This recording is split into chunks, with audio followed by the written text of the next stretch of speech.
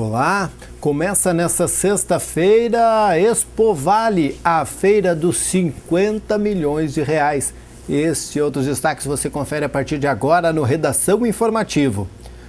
E um jovem de 20 anos foi autuado por embriaguez ao volante na madrugada desta quinta-feira na Rota do Sol. O comando rodoviário da Brigada Militar de Teutônia o abordou em frente ao posto policial, no quilômetro 54 da RSC 453, quando conduzia um automóvel Gol de Teutônia. Ele se negou a fazer o teste do bafômetro, sendo autuado de forma administrativa. O carro foi entregue a uma pessoa com condições de dirigir. E um motorista com sinais de embriaguez se envolveu em um acidente de trânsito com uma moto no quilômetro 344 da BR-386. Segundo o registro, o acidente aconteceu entre um Fiat Uno e uma moto CG Titan. Quando a Polícia Rodoviária Federal de Lajeado foi acionada, o motorista tinha abandonado o local e fugido a pé, sendo pego pelos policiais posteriormente. Como apresentava sinais de embriaguez, foi conduzida à delegacia para o registro. Foi estabelecida a fiança de 4 salários mínimos para sua liberação. Como não foi paga, foi recolhida ao presídio estadual de Lajeado. E a Brigada Militar prendeu um homem de 28 anos por posse de entorpecentes na rua Júlio de Castilhos, no centro de Lajeado.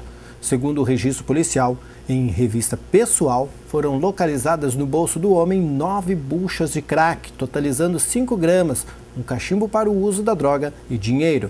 Além disso, foi verificado que o motociclista não tem carteira de habilitação e os documentos da moto estavam vencidos.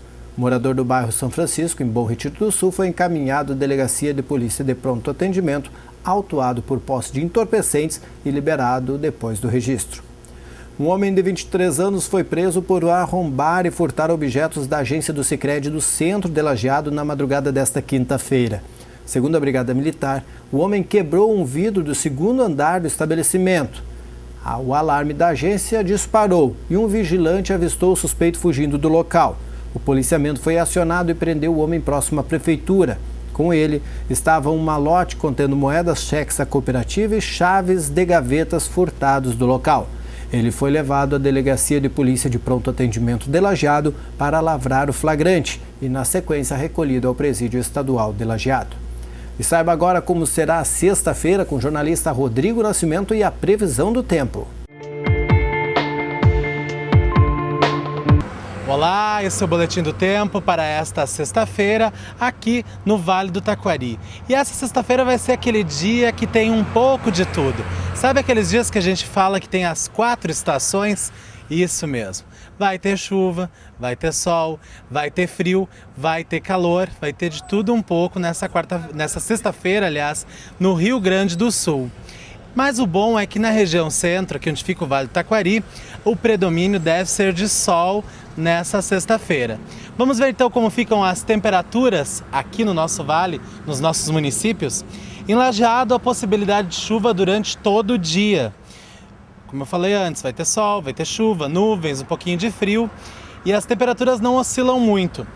A mínima deve registrar 20 graus nessa sexta-feira e a máxima não ultrapassa os 26 graus. Em Estrela, mesma coisa. Sol, nuvem, chuva, vento, frio, calor e temperaturas mais ou menos estáveis.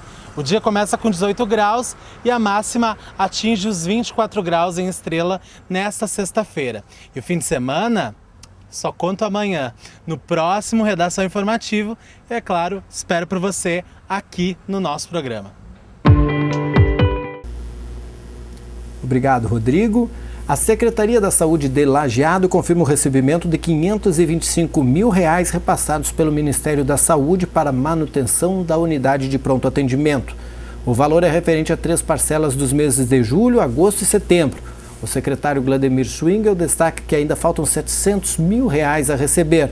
Até o momento, a Fundação Hospitalar Municipal Getúlio Vargas, que gerencia a UPA, recebeu R$ 3.800.000 relativo a 8 meses de trabalho, sendo que o custo até o momento alcançou R$ 3.400.000. O município fica com um saldo de R$ 413.800 para o próximo mês. Em setembro, a UPA custou R$ 661.500, considerando a folha de pessoal e os insumos usados no dia a dia. Este valor deve ser maior em outubro, visto que desde o início do mês, a unidade comporta 4 médicos de dia e 2 à noite, sendo que a hora do trabalho de cada profissional custa entre R$ 130 e R$ 150 reais. Vladimir Schwingel ressalta ainda que a UPA e a Secretaria da Saúde não são as culpadas pelas dificuldades financeiras da Prefeitura de Lajeado. E a UERGS empossa reitor Aris Araújo da Luz. Veja na matéria de Heron Vidal. Criada no ano de 2001, a Universidade Estadual do Rio Grande do Sul, UERGS, é instituição pública de ensino superior estruturada. Oferece 40 cursos de nível superior a 2.800 alunos, em 24 unidades no estado. Hoje, a UERGS começa uma nova etapa. Se encerrou a gestão do primeiro reitor eleito em 2010, pelo voto direto da comunidade acadêmica. A nossa instituição ela se consolidou nesses últimos 4 anos. De 116 professores, nós passamos para 260 professores. Isso significa que, no atual momento, a universidade apresenta uma estabilidade em termos de graduação e já ofertamos, já nesse ano, 8 cursos de pós-graduação. Em concorrida cerimônia, assumiu a nova reitora, a segunda eleita pelo voto da comunidade acadêmica. O nosso grande desafio hoje dentro da UERGS é continuarmos com uma negociação permanente com o governo do estado para que se dê prosseguimento à política de fortalecimento da UERGS. E esse fortalecimento passa pela contratação de mais professores e mais funcionários para que tenhamos também um número maior de alunos. Primeiro reitor da UERGS, o secretário da Educação, José Clóvis de Azevedo, participou da cerimônia no campus central da universidade, em Porto Alegre. Está satisfeito com a evolução. Tem um quadro concursado, uma reitoria eleita, agora sem mais aquela possibilidade dos governos intervir diretamente nas reitorias, né? Então, acho que a UERGS conquistou a sua autonomia. A implantação da pós-graduação com os mestrados e doutorados, para que ela tenha os itens exigidos pelo Conselho Nacional de Educação, é importantíssimo. Esse vai ser o grande desafio dessa nova reitoria, de consolidar a pesquisa e a pós-graduação. O Presídio Estadual de Lajeado vive problema de superlotação. Sonha com a possibilidade de ter um albergue para atendimentos às mulheres. Em Porto Alegre, o problema parece começar a ter solução. É o começo do fim. A demolição de um pavilhão do presídio central traz à tona o passado e o futuro de uma das piores casas prisionais do país. Confira na reportagem especial de Renato Araújo.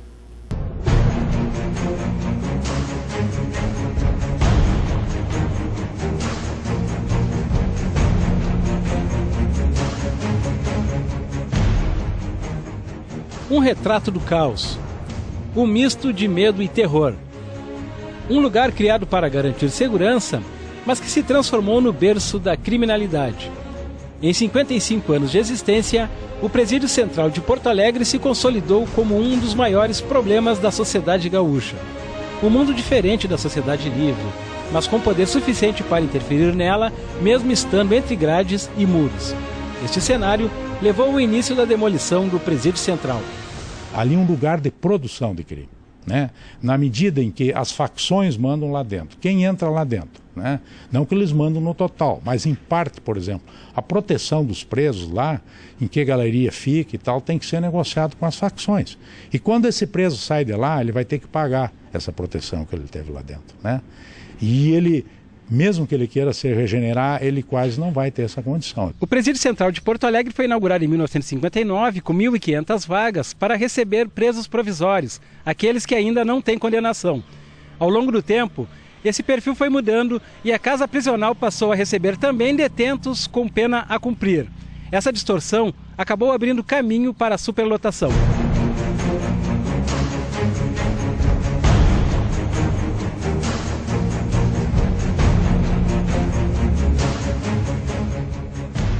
Com um número reduzido de servidores, a saída das administrações prisionais foi entregar as galerias aos presos. Até hoje, nas 3 galerias ou andares de cada pavilhão, eles circulam livremente e são vigiados de longe.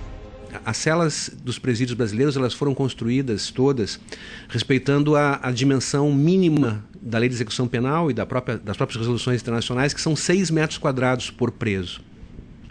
Então a ideia é que nesse espaço de 6 metros quadrados, que é um espaço mais ou menos como essa sala, fique um preso. Ao longo do tempo se colocou 2, depois 4, depois 6, depois 8, e como não havia mais espaço para colocar as pessoas, se abriram as portas para que se ocupasse também as galerias, o chão da galeria. Então o Presídio Central ele foi ao longo dos anos sendo um amontoado de pessoas, 300, 400 pessoas por galeria, onde os presos estavam contidos na galeria, não na cela. Então você abria a grade da galeria e tinha na sua frente 300, 400 pessoas em prisão conjunta naquela galeria.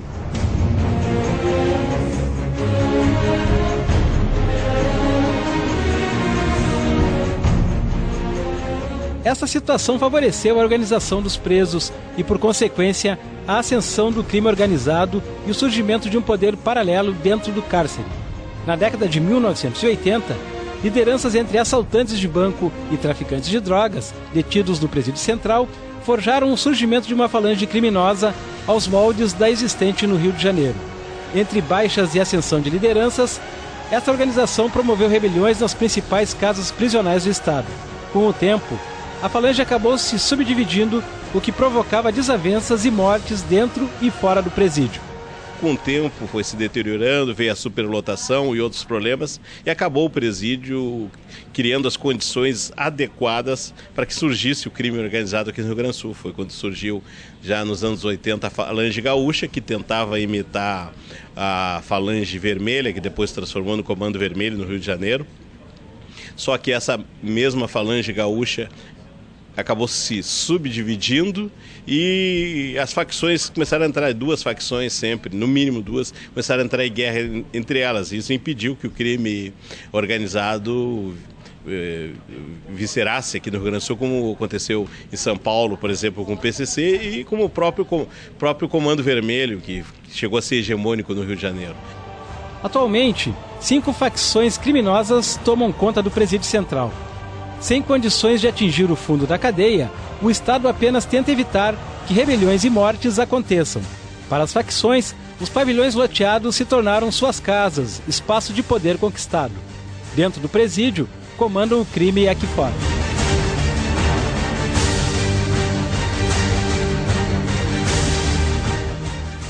O tráfico de drogas levou para o sistema prisional dinheiro.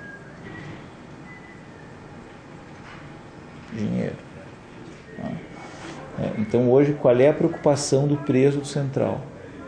Preservar os espaços que se conquistaram ao longo das últimas décadas.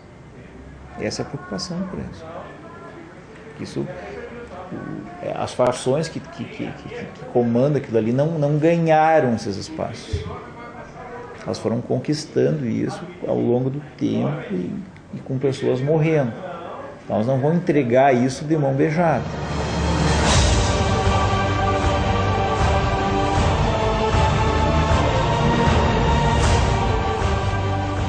O magistrado acredita que as facções criminosas do Presídio Central usam dinheiro do tráfico de drogas para garantir armas e manter o poder na casa prisional. Segundo ele, de 2010 a 2013, 48 revólveres e pistolas, além de inúmeros celulares, foram encontrados com as facções criminosas nas galerias do Central. Nenhuma dessas armas foi usada contra brigadiano, contra juiz, promotor, etc. São armas usadas dentro da cadeia para manter os territórios. Por isso que isso custa caro. Entende? Essa arma não entra em pomba no Central. Não entra dentro de mulher dentro do Central. Fica bem, não há como fazer isso. Mas entram para proteger os espaços. Conforme afirmam os especialistas, a administração do Presídio Central só é possível a partir de acordos com as facções criminosas. Segundo afirmam, os presos mantêm tranquilidade, sem rebeliões nem mortes, desde que fiquem com os espaços. Faz 2 anos que estabelecemos dentro do Central uma regra de não violência. E essa regra vale. E essa regra é estabelecida para os 2 lados da grade. Se um preso der um tapa de um outro, sai do Central. Se um brigadiano bater num preso, sai do central. Todo mundo respeita. Portanto, diminui a violência. Tá? Persistiam até no ano passado as mortes camufladas, que é você matar o sujeito com aparência de morte natural. Resolvemos isso também, na palavra. Esta tolerância compartilhada, aliada aos problemas permanentes nas estruturas, decretaram uma falência do Presídio Central, levando as autoridades a adotar a sua desativação.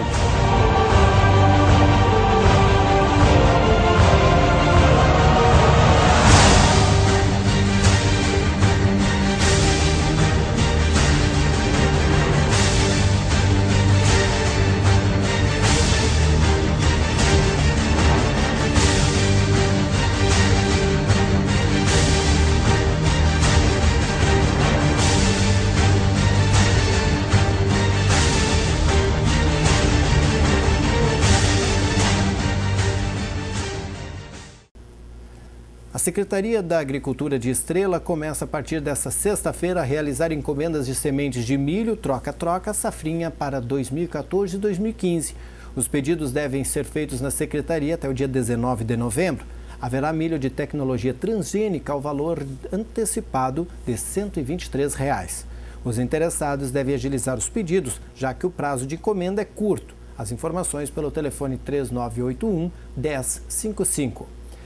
A equipe do CRAS de Travesseiro trabalha na elaboração dos enfeites natalinos da cidade, mas para isso conta com a ajuda de voluntárias que se reúnem toda segunda e terça-feira à tarde, de 1h30 até as 4h30. As pessoas que desejam ajudar neste trabalho podem ir até o CRAS e participar da confecção. Basta ter boa vontade para ajudar e também para aprender. Veja mais informações sobre o Vale do Taquari com Oswaldo Carlos Van Leeuwen. O Clube Comercial de Encantado está anunciando o próximo dia 28 a abertura da temporada de piscinas. As carteirinhas para os sócios poderão ser retiradas na secretaria do clube. Sábado é o dia especial para as crianças de Antagorda, de 6 meses a 4 anos, começarem a vacinação contra a poliomielite. O atendimento será das 8 às 17 horas, sem fechar ao meio-dia. Local, posto de saúde do centro.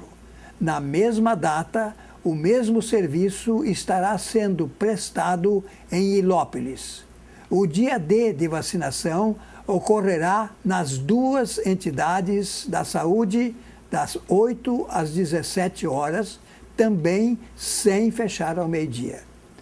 A proposta de criação da Feira do Produtor Rural no município de Canudos do Vale, com enfoque na produção e comercialização de produtos orgânicos, continua em estudos no Conselho Municipal de Desenvolvimento Rural.